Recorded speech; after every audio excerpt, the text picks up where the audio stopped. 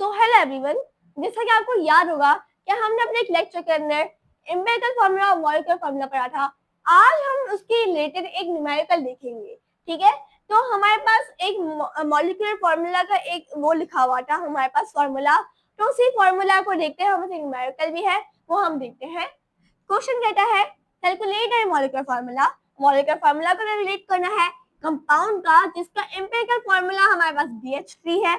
with the empirical formula BH3, इसका empirical formula BH3 है and its molar mass is 27.7 ग्राम और उसका molar mass 27.7 ग्राम है। अब हम मॉलिक्यूलर फार्मूला फाइंड करेंगे। आपको याद होगा कि हमने सर्च करना पड़ा था कि मॉलिक्यूलर फार्मूला का हमारे पास फार्मूला क्या होता है, empirical formula into bracket n।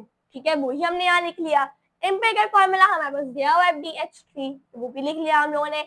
लेकिन एक चीज हमें प्रॉब्लमेटिक है कि हमारे पास n हमारे पास बतानी क्या है। तो n का एक फॉर्मूला था जो मैं आपको बताया था, n is equal to molar mass divided by empirical formula mass. हम मोलर मास के अलावा यहाँ पे गिवन मास भी लिख सकते हैं, मानी वो मास जो हमारे पास दिया हुआ है क्वेश्चन के अंदर। क्वेश्चन में हमारे पास क्या मास दिया हुआ है, मोलर मास 27/7। तो हम क्या करेंगे, मोलर मास इस 27/7 को डिवाइड करेंगे विद द एम्पिरिकल फार्मूला मास।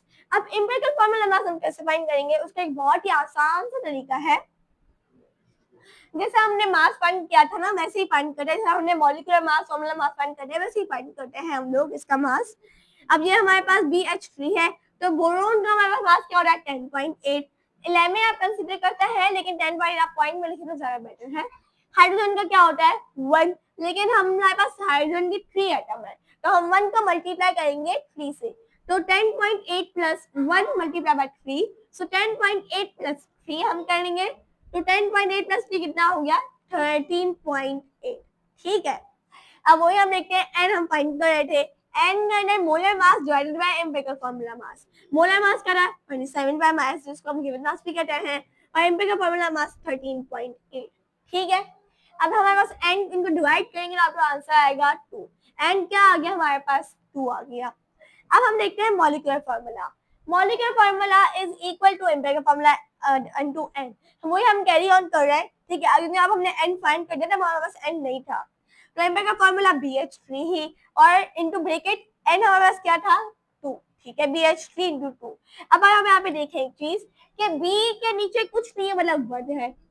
ठीक है, तो हम 2 को B के 1 से मल्टीप्लाई करेंगे और 2 को H के 3 से मल्टीप्लाई करेंगे।